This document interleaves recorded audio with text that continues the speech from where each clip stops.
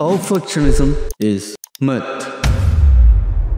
இப்பவும் நம்ம வாழ்க்கையில முதல் காதலை மறக்க முடியாது இல்லையா? அதுலயும் பெரும்பாலான முதல் காதல் தோல்வியில தான் முடிஞ்சிருக்கும்.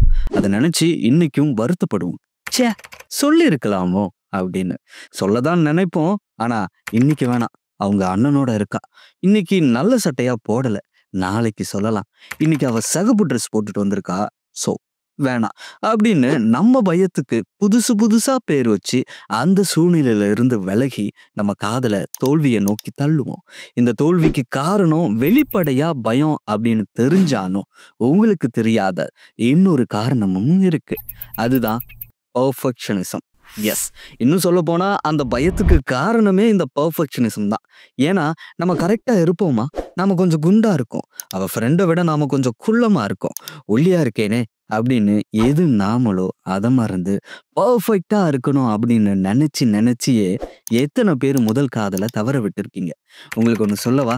நீங்க முதல் காதலை மட்டும் தவற விடல, பர்ஃபெக்ட் பர்ஃபெக்ட்னு ஓடி ஓடி உங்களுக்கே தெரியாம பல வாய்ப்புகளை இழந்திருக்கீங்க, பல சின்ன சின்ன சந்தோஷங்களை இழந்திருக்கீங்க, உங்களுக்கு மறக்க முடியாத நினைவுகளா மாறி இருக்கக்கூடிய பல சந்தர்ப்பங்களை நழுவ விட்டு இருக்கீங்க. கடைசியில நிம்மதியை தொலைச்சிட்டு ஸ்ட்ரெஸ் டிப்ரெஷன்னு சுத்திக்கிட்டு இருக்கீங்க. அட ஆமா இல்ல அப்படின்னு உங்களுக்கு தோணுச்சுன்னா நீங்க செய்ய வேண்டியது ரொம்ப சிம்பிள். Embracing imperfection. இம்பர்ஃபெக்ஷனை ஏத்துக்கோங்க, இம்பர்ஃபெக்ஷனை கொண்டாடுங்க. ஏன்னா பர்ஃபெக்ஷன் ஒண்ணு கிடையவே கிடையாது. நீங்க பர்ஃபெக்ஷன் தேடி தேடி கடைசியில ஸ்ட்ரெஸ் டிப்ரெஷனுக்கு சொந்தக்காரங்க ஆகிட்டீங்க அப்படின்னா இந்த வீடியோ உங்களுக்கு தான். இந்த வீடியோல எப்படியெல்லாம் இம்பர்ஃபெக்ஷனை கொண்டாடலாம் அப்படின்னு சொல்ல போறது இல்லை, ஏன் இம்பர்ஃபெக்ஷனை கொண்டாடணும் அப்படின்னு சொல்ல போறோம். ஸோ ஹெட்செட்டை மாட்டிக்கோங்க, பர்ஃபெக்டா ஒரு இம்பர்ஃபெக்ஷனை பத்தி பார்க்கலாம். இன்னொரு விஷயம், குரல் புதுசா இருக்கு அப்படின்னு நம்மளோட ரெகுலர் வியூவர்ஸ் நினைச்சீங்க அப்படின்னா, சந்திரமொழி அவங்க ஒரு கப் காபி சாப்பிடலாம் அப்படின்றது ஒர்க் விஷயமா கொஞ்சம் வெளியே போயிருக்காரு. ஸோ அவரால் வீடியோ பண்ண முடியல. அதனால தான் இதை என்ன சொல்ல சொன்னாரு, அதான் நான் வாய்ஸ் கொடுத்துக்கிட்டு இருக்கேன். I hope you all are going to like it. இந்த பர்ஃபெக்ஷனிசம் இருக்குல்ல, அதுக்கு ஒரு ஆம்பிஷன் இருக்கு. என்னன்னா, நீங்க செய்யற ஒவ்வொரு விஷயத்திலையும் டீட்டெயில்ஸ் மேல ஃபோக்கஸ் பண்ண சொல்லும், உங்களோட பெஸ்ட்டுக்கு புஷ் பண்ணும். நல்லது தானே இது அப்படின்னு நீங்க நினைச்சீங்கன்னா இங்கிலீஷ்ல ஒரு சேயிங் இருக்கு, there are 1,000 hacking at the branches of evil to one who is striking at the root. அதாவது இதெல்லாம் நல்லது மாதிரி தெரிஞ்சாலும் இதுக்கான ஆணிவேர் எங்க இருக்குன்னு பார்க்கணும். அந்த டீட்டெயில்ஸுக்கும் உங்களோட பெஸ்ட்டை கொடுக்கணும் அப்படின்ற எண்ணத்துக்கும் ஆணிவேர் fear of judgement, fear of failure. So இந்த பயத்தை யூஸ் பண்ணி தான் பர்ஃபெக்ஷனிசம் நம்மளை ட்ராப் பண்ணி வச்சிருக்கு. கொஞ்சம் யோசிச்சு பாருங்க, ஒரு ட்ரிப் ஒன்று பிளான் பண்றீங்க, எதுக்குன்னா எல்லாத்தையும் மறந்து கொஞ்ச நாள் நிம்மதியா இருக்கணும் அப்படின்றதுக்காக.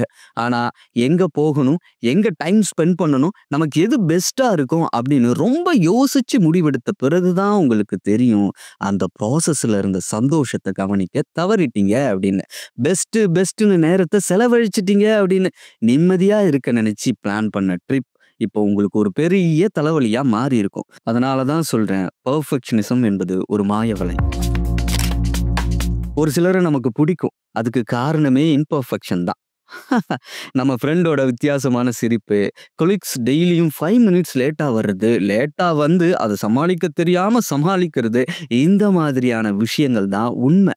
இந்த உண்மை தான் வாழ்க்கைய மீனிங்ஃபுல்லா மாத்தும். ஸோ அடுத்தவங்களோட இம்பர்ஃபெக்ஷனை ஏத்துக்கிற நீங்க ஏன் உங்களோட இம்பர்ஃபெக்ஷனை ஏத்துக்க மறுக்கிறீங்க?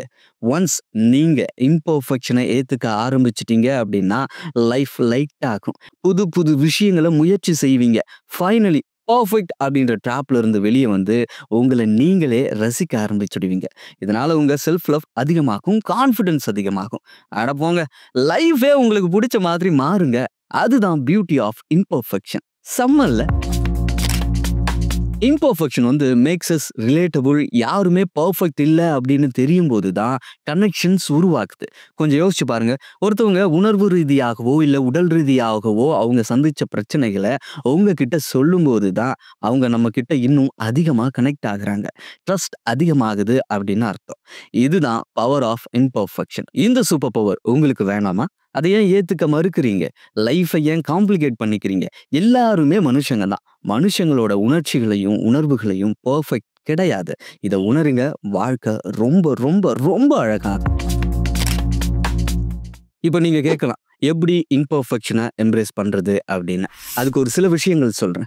மிஸ்டேக்ஸை ஃபெயிலியர்ஸா பார்க்காம அதை லேர்ன் பண்ற ஆப்பர்ச்சுனிட்டியா பாருங்க.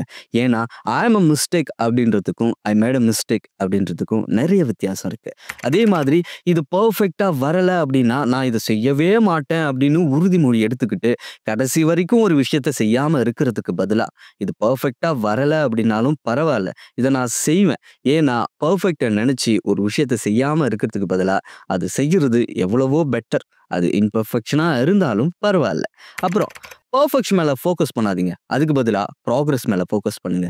சமைக்க ட்ரை பண்ணும்போது அது சரியா வரலையா, அட்லீஸ்ட் சமைக்கிறதுக்கு என்ன தேவைகளாவது தெரிஞ்சுதே அப்படின்னு சந்தோஷப்படுங்க. ஒண்ணு மட்டும் மறக்காதீங்க, உங்களோட முதல் நண்பன் நீங்க தான்.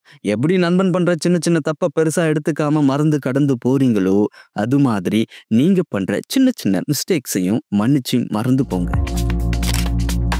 ஸோ கடைசியா வாழ்க்கை அப்படின்றது பர்ஃபெக்டா இருக்கணும் அப்படின்ற எண்ணம் கிடையாது. அது நம்ம இருப்பை உணர்றது, புது விஷயங்களை முயற்சி செய்யறது. ஸோ பர்ஃபெக்டா இருக்கணும்னு நினைச்சு ரொம்ப அழகா இருக்கிற இந்த இம்பர்ஃபெக்ஷன் உலகத்தை விட்டு விலகி நிற்காதீங்க. வாங்க ஒன்னா பயணிக்கலாம்.